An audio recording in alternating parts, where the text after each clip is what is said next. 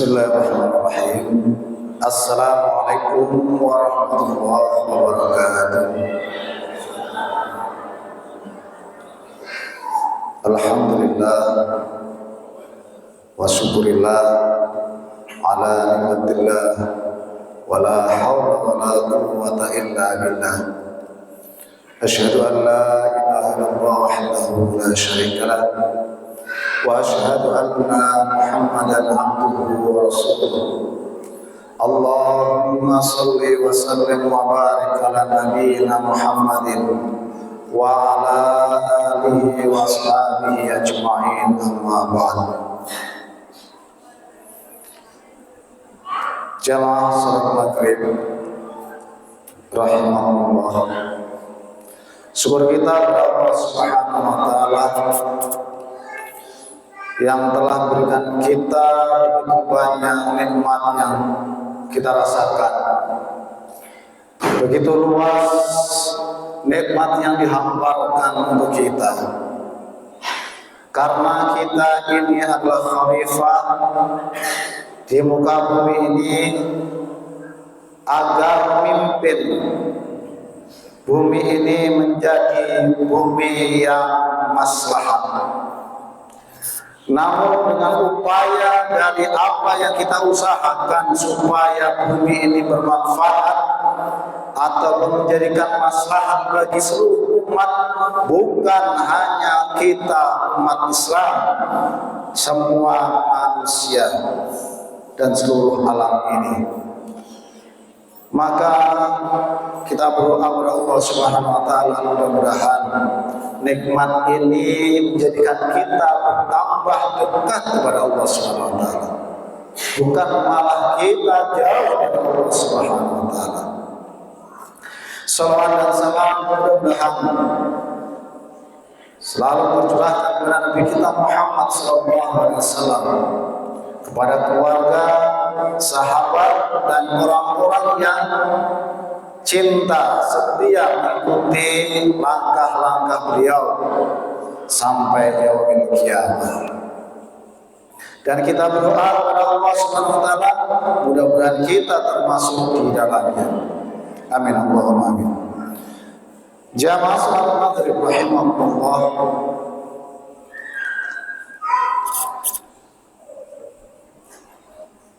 Allah Subhanahu wa taala di dalam Al-Qur'an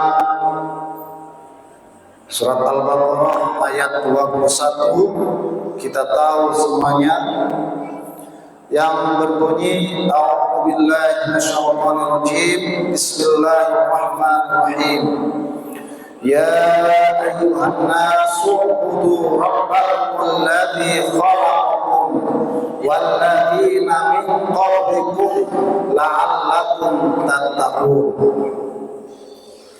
Alladzi ja'ala al-ardha firashan was-samaa'a bina'an wa anzala minas samaa'i maa'an fa akhraja bihi minats thamarati rizqan lakum fala taj'alu lillahi andadan wa antum ta'lamun. Shadaqallahu al-'azim.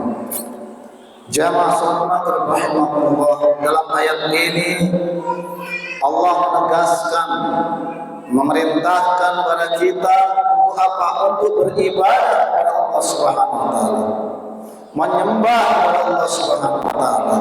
Karena apa? Kita ini diciptakan, manusia ini sekali lagi tidak lain adalah untuk beribadah, illa liya'budun, kecuali untuk menyembah Allah Subhanahu wa taala. Beribadah ini bukan hanya ketika kita di masjid. Beribadah ini bisa kita lakukan bagaimana kita menghadapi saudara kita, bagaimana kita mencari nafkah, bagaimana kita bersilaturahmi dengan saudara kita. Ini juga ibadah, termasuk kepada keluarga kita. Ini juga ibadah. Bahkan sampai kita makan, tidur, dinilai ibadah kalau memang benar-benar itu sesuai dengan perintah agama kita melalui Nabi kita Muhammad SAW. Kadang-kadang ketika kita berusaha beribadah, banyak godaan, banyak hambatan, banyak halangan, sehingga mendorong diri kita, nafsu kita untuk meninggalkan ibadah tersebut, ataupun bahkan mengurangi nilai ibadah tersebut. Maka dari itu jamaah rahimahullah, karena kita itu diciptakan untuk beribadah, maka nilai ibadah itu apa benar ibadah atau tidak. Sama kalau kita itu dikatakan atau ditanya, kau Islam atau beriman? Iya, saya Islam, saya beriman, tapi tidak menyerahkan totalitas hidupnya kepada Allah Subhanahu wa taala. Masih ada sisi-sisi lain ketika kita melakukan itu, ibadah atau amal yang kita lakukan itu untuk yang lain, zat yang lain, bukan pada Allah Subhanahu wa taala. Maka ini harus kita hati-hati. Jangan sampai kita itu melakukan sesuatu seakan-akan ibadah tapi tidak. Bahkan kita itu kadang-kadang melupakan Allah Subhanahu wa taala. Yang sederhana saja, ketika kita melakukan perbuatan dari awal dengan bacaan bismillah, itu juga cenderung akan tidak bernilai ibadah. Demi apa? Demi orang ciptaan, demi makhluk, demi ciptaan Allah. Berarti tidak karena Allah Subhanahu wa taala.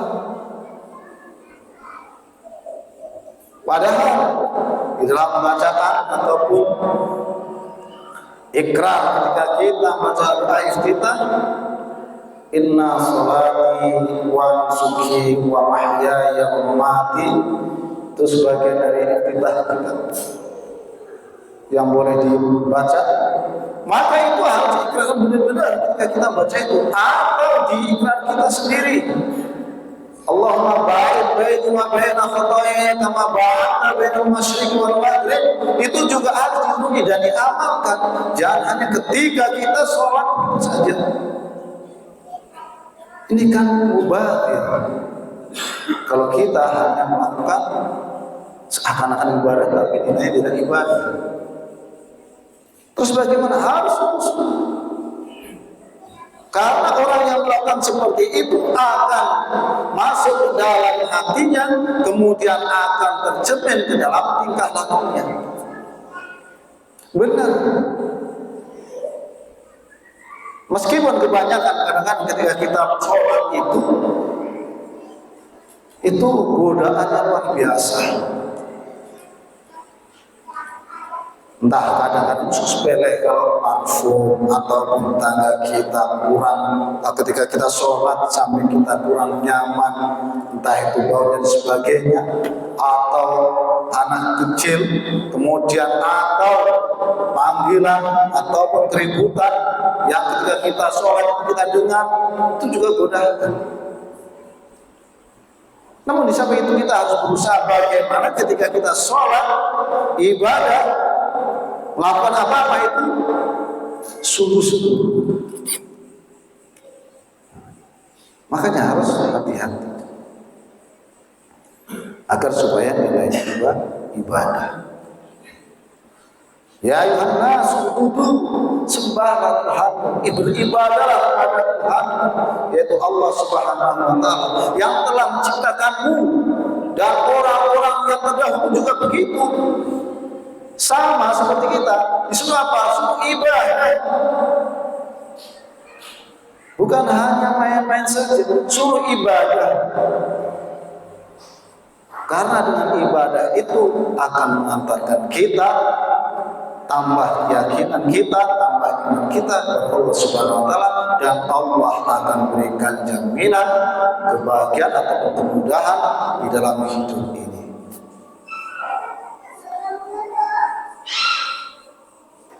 Beribadah, ya ayuhan nas, rabbakum alladzi khalaqakum walladzina min qablikum la'allakum tattaqun. Agar apa? Agar kita itu menjadi orang-orang yang takut pada Allah Subhanahu wa taala, takut untuk melaksanakan larangan-larangannya, takut untuk meninggalkan perintah-perintahnya.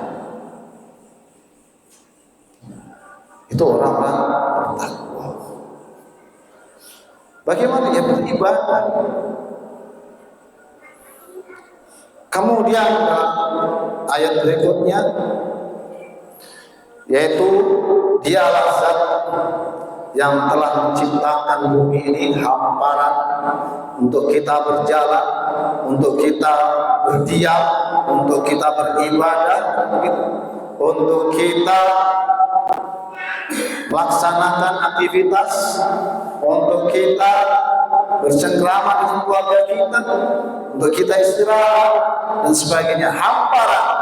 Ya, kalau hamparan begitu saja bumi seperti karpet ini tidak ada apa-apanya, tapi dimunculkan dari mana itu?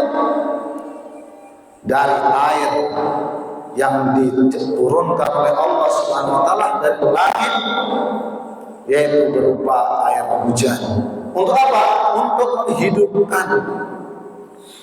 Kalau yang ada di bumi ini dengan air hujan itu akan hidup, maka kita yang manusia dalam ibadahnya pun akan terdukung atau dipengaruhi dengan apa yang dimunculkan oleh Allah Subhanahu wa taala dalam bumi itu. Banyak buah-buahan, kemudian sayur-sayuran, kemudian apapun yang ada di dalam yang muncul jadi hidup, itu adalah demi kita semuanya agar kita mudah beribadah kepada Allah Subhanahu wa taala. Kalau dengan itu pun masih tidak beribadah, terus harus dengan apa lagi? Harus diberikan apa lagi? Apalagi di Indonesia ini, jamaah Allah. Indonesia ini adalah, kata ulama, luqatan minal jannah, yaitu potongan dari suasana di surga, ataupun sampai mengatakan potongan dari surga. Berarti bagian di Indonesia itu adalah kenikmatan sama dengan di surga. Itu ibaratnya karena apa? Di Indonesia itu kan banyak, apa saja yang ada di Indonesia ada. Sampai tumbuhan Indonesia dibawa ke luar negeri itu ditanam di sana, karena di sana tidak ada. Di Indonesia ada. Dari buah-buahannya, kemudian dari dalam tanahnya, dari dalam lautnya, begitu banyak untuk bangsa Indonesia.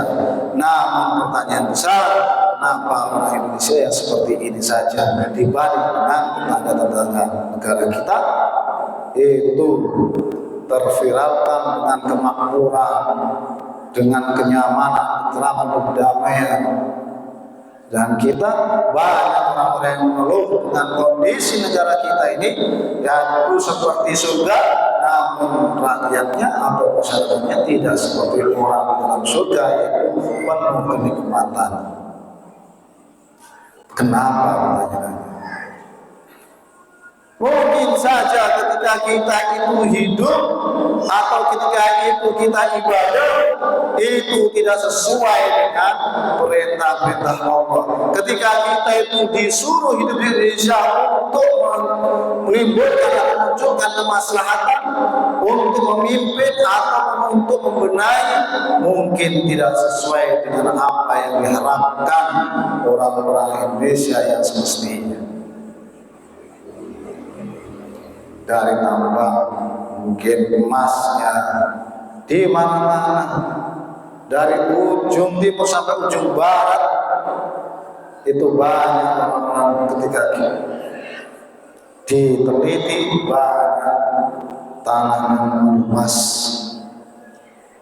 banyak tanah emas, batu bara, nikel dan sebagainya. Itu semuanya dibutuhkan oleh manusia agar supaya Indonesia ini bisa mengolah.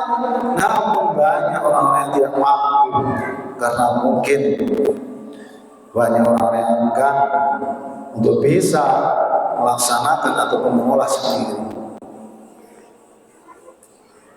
Jadi apa terus? Jadi orang-orang penikmat kebanyakan. Penikmat itu hanya menikmati saja. Ketika bahan-bahannya diambil, kemudian diolah oleh orang luar atau negara lain, kemudian kembalikan lagi ke Indonesia, itu sudah beda harganya. Dan bagi yang mampu mungkin bisa, bagi yang layak mungkin bisa, bagi yang menengah ke bawah, ini hanya sedikit orang-orang yang mampu menikmati. Tapi ketika di daerahnya itu mungkin ada emas atau ada batu bara atau ada nikel dan lain sebagainya, kemudian bawa, tapi dia sendiri di lingkungannya tidak mampu untuk menikmatinya. Tugas siapa? Tugas kita semuanya. Karena kita diciptakan oleh Allah sebagai khalifah, sebagai pemimpin, sebagai pengelola, sebagai pemelihara, sebagai orang-orang yang bertanggung jawab. Namun kenyataannya,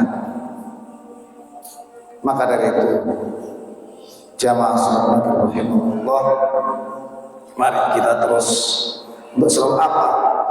Memberikan pendidikan pada generasi-generasi anak-anak kita, yaitu generasi bermoral yang baik, berpikiran yang bebas, berpengetahuan luas, dan kepedulian terhadap baik lingkungan, baik daerahnya ataupun kepada negaranya yang tercinta ini.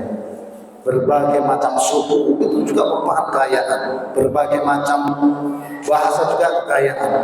Maka dari itu jemaah rahimahullah, mari kita selalu beribadah dengan cara apa? Terus menjadi anak kita menjadi manusia kita, generasi kita yang mampu hidup di era zaman yang akan datang. Mungkin ini aja jamaah rahimahullah sedikit al-fakir yang sampaikan sebelum dari ayat Allah. Mudah-mudahan sedikit ini mampu buat kita berubah berpikir di orang yang tetap kepada Allah Subhanahu wa taala. Demikian, kurang lebihnya mohon maaf. Assalamualaikum warahmatullahi wabarakatuh.